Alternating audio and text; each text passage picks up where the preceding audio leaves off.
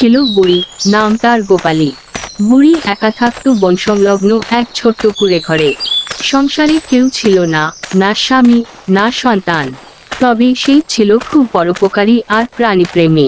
প্রতিদিন সকালে সে নদীতে গিয়ে জল আনত, কাঠ কুড়িয়ে আনত, আর দুপুরে বন থেকে শাক পাতা, গাছের ফল, কখনো বা ঝোপ থেকে মধু সংগ্রহ করত। একদিন গোপালী বনের ভেতরে গিয়ে হঠাৎ শুনতে পেল গর্জন, ঘোর রড। সে ভয় পেয়ে গাছের আড়ালে লুকাল। একটু পর দেখতে পেল একটা ছোট্ট ভাল্লুক ছানা পড়ে কাঁদছে, আর তার পায়ে রক্ত। তার পাশে কোনো মা নেই, কেউ নেই। গোপালী সাহস করে এগিয়ে গেল, বলল, আর রে, এই বাচ্চা ভাল্লুক তো কাঁদছে, নিশ্চয়ই ব্যথা পেয়েছে। সে নিজের কাপড় ছিঁড়ে ভাল্লুক ছানার পায়ে বাঁধল। ছানাটি ধীরে ধীরে চুপ করল, তার বড় বড় চোখে বুড়ির দিকে তাকিয়ে ধন্যবাদ জানালো যেন। গোপালী তাকে কোলে করে বাড়ি নিয়ে এলো। দিনে দিনে ভাল্লুক ছানাটি সুস্থ হলো। গোপালী তাকে নাম দিল ভাল্লু। ভাল্লু ছিল খুব চঞ্চল আর দুষ্টুমিপূর্ণ।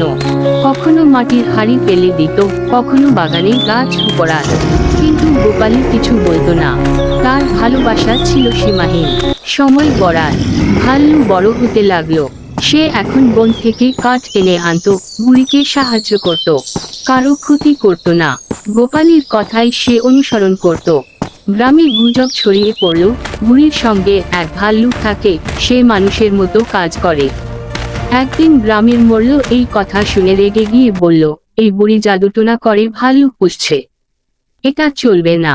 ভাল্লুক হলো হিংস্র প্রাণী, একে মেরে ফেলতে হবে। তারা একদিন রাতের আধারে গোপালীর ঘরে আগুন ধরিয়ে দিল। গোপালী তখন ঘুমাচ্ছিল। ধোঁয়ায় সে কাশতে কাশতে উঠে চিৎকার করলো। ভাল্লুক জেগে উঠে তাকে কোলে তুলে বাইরে বের করলো। এরপর নিজে আবার ছুটে গিয়ে পানি এনে আগুন নেভানোর চেষ্টা করলো। সকালে লোকজন এসে দেখলো কুঁড়েঘরের একাংশ পুড়ে গেছে। বুড়ি অল্প আহত, কিন্তু সবচেয়ে আশ্চর্য, ভাল্লুর শরীর পুড়ে গেছে, কিন্তু তবুও সে হাসছে বুড়ির পাশে বসে। মোড়ল চুপচাপ তাকিয়ে থাকলো। সে বুঝলো এই ভাল্লুক হিংস্র নয়, বরং মানুষের চেয়েও বেশি মানবিক। সে গোপালীর কাছে ক্ষমা চাইল। এরপর গ্রামের সবাই ভাল্লুকে গ্রহণ করলো। কেউ ভয় পেল না। ভাল্লু এখন গ্রামে পাহারাদার।